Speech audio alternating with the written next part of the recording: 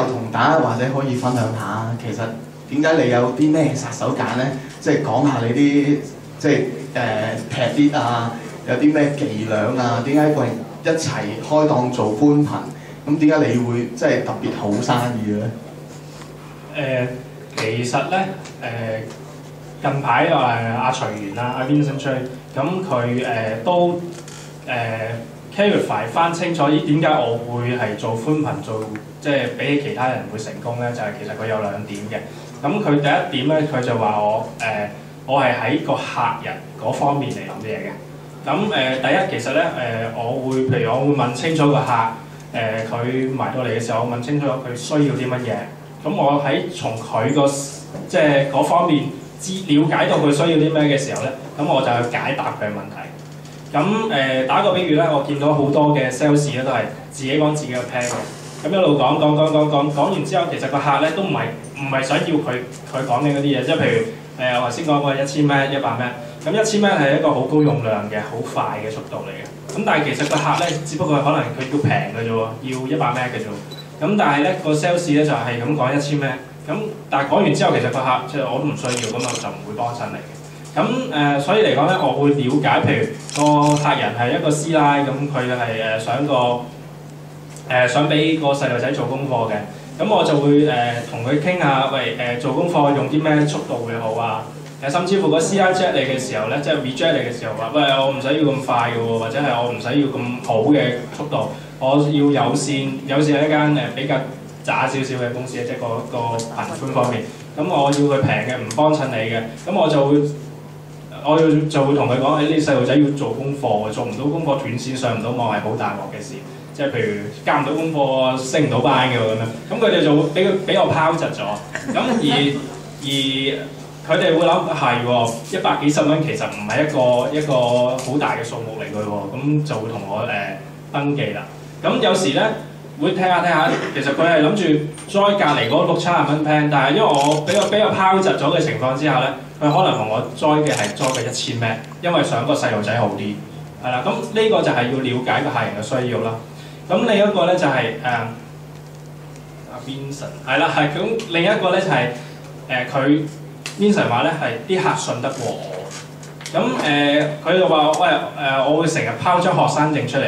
咁亦都係啦，我個形象咧就係我一定唔會染金毛，我喺條街度我一定唔會食住支煙，跟住之後咧就有客拍我膊頭嘅時候就先掉低支煙，因為呢啲係隔離 sales 成日做呢啲嘢嘅，咁我一定唔會咁做，因為我要俾個信心俾個客，就係佢俾身份證俾我，俾信用卡俾我，係俾一個信得過嘅人，因為你喺條街度咁傾幾句又俾身份證呢啲好私隱嘅嘢，俾信用卡呢啲好緊要嘅嘢，咁我要俾個客係相信我，相信個 sales， 咁佢就會願意同我簽單。咁呢一個就係兩點咧嚇，隨緣大師啦，咁佢講嘅。咁而我之前我講咧，我成日講我係好勤力，我係唔怕辛苦嘅人嚟嘅。咁我係譬如公司叫我2點鐘翻工啦，至到10點鐘收工啦。咁其實我係可能咧係有時9點鐘我做到落去開工。咁你話喂咁早，其實係咪真係有人咧？其實條街係冇人。咁但係我要做咧就係要霸位，我要係佔據一個好有利嘅位置嚟撈啲客。做寬頻咧，其實咧我要喺條街度攞住張 leaflet， 見親人就同佢先生使唔使上網寬頻介紹翻，跟住佢唔理你，就下一個係咁撈，咁就喺一個大海喎，好似你哋咁可能撈啲睇到㗎，但係咧你哋可能經過啲樓盤嘅客人咧，都其實係想睇樓，咁但係我哋撈嗰啲咧係佢冇意欲嘅，係我要撈醒佢，咦係我要轉寬頻喎，咁佢先會走嚟同我傾偈，咁可能我係全日就不停係咁撈，咁係咁同啲客講，係咁問個客咁樣，咁好似個傻仔咁樣，咁但係咧如果你唔撈嘅話咧，個客就會去咗地檔，因為佢見到咧。其他 sales 唔使鬧，即係譬如有線嗰啲，因為佢大概隻字寫住58蚊，你要揾寬頻嚟撞埋58，因為平啊嘛。咁但係我哋又冇價錢啦，香港寬頻，因為自己知道貴，佢冇嚟寫住200幾蚊咁樣。即係58蚊就對200幾蚊，即係你賣緊嘅 product 係200幾蚊。係啦，1000蚊係賣緊298蚊。298。係啦，就對隔離雞腩仔嘅字連住就58蚊。係啦，冇錯。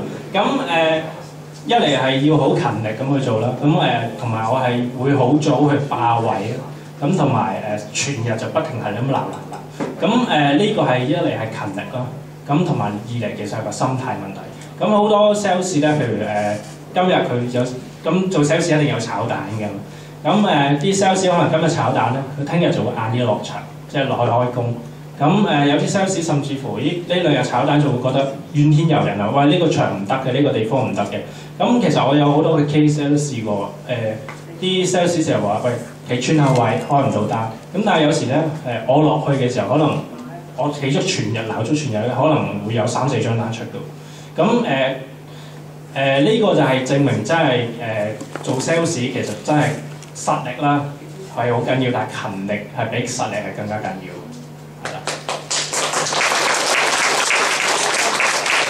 真係啊！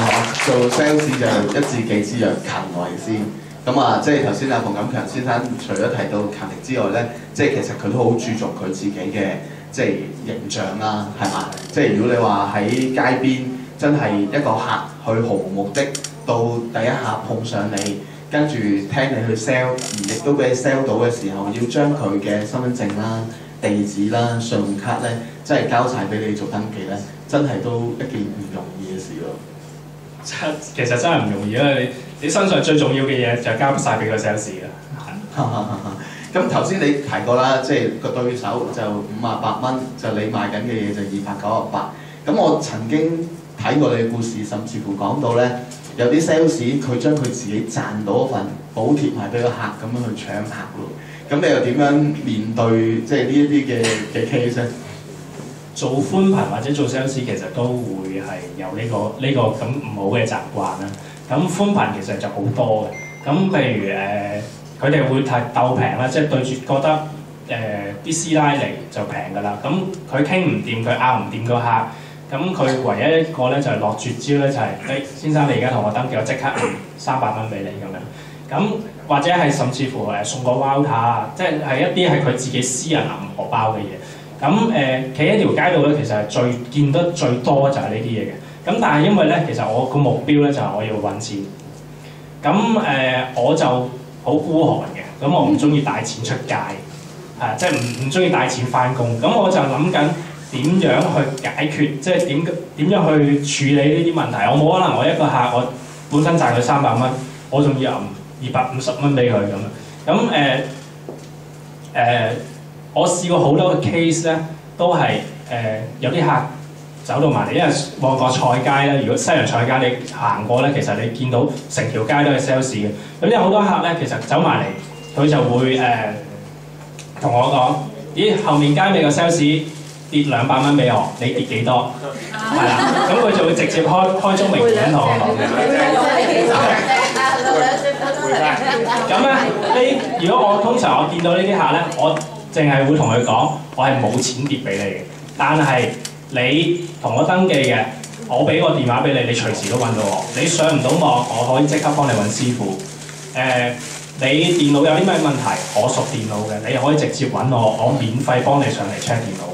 咁你同後面嗰啲人登記咗，裝咗之後，佢話跌300蚊俾你，裝完之後，其實佢有冇影咧？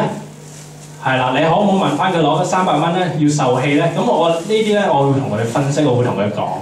咁通常咧，如果佢唔係真係咁賴皮嘅話咧，都應該俾我講得掂嘅。因為其實講真咧，300-200蚊咧，唔係好多錢，係啊。咁但係如果你話揾到個 sales 跟到你之後嘅斷線，因為斷線上唔到網咧，成日都會發生。咁你打親電話上去 CS 一定係冇人理嘅。咁但係如果佢揾我咧，咁我係直接可以揾師傅，聽日就即刻上去幫佢處理。咁甚至乎有啲客真係嘅，而家都會打俾我，因為我真係會留我自己私人電話俾佢嘅。咁因為我一嚟我個 product 我唔係佢啦，我唔驚佢打電話嚟找佢你啦。咁另一個問題咧就係、我成日都會講同啲客傾啦，會同佢講，會坐喺佢嘅角度嚟諗啊。咁我甚至乎sell 完張單之後咧，我會同佢講呢個電話隨時都揾到我。咁你完約之後2年之後續約嘅時候，直接揾我揾人開個最平嘅續約價錢俾你，唔使你俾人呃。咁啲客咧就會覺得，咦呢個人都信得過喎。我就俾一個咁嘅形象咧嚟 KO 嗰3嚿水跌錢咁樣嘅。咁因為其實做寬頻咧跌錢呢個其實公司成日都講啦，嗱唔知係唔係啦，因為佢係你跌啫嘛，公司最緊要生意，但係佢成日都講呢啲非法回傭係唔得嘅，係啦，唔可以咁做。咁但係奈何咧呢行其實好難管嘅。咁佢以前都成日叫我上台都會分享，喂點樣可以做到唔跌錢啊咁樣。咁但係係啦，好呢啲就真係好大嘅問題。咁但係都有方法去解決嘅，即係唔需要話真係要自己揞錢出嚟。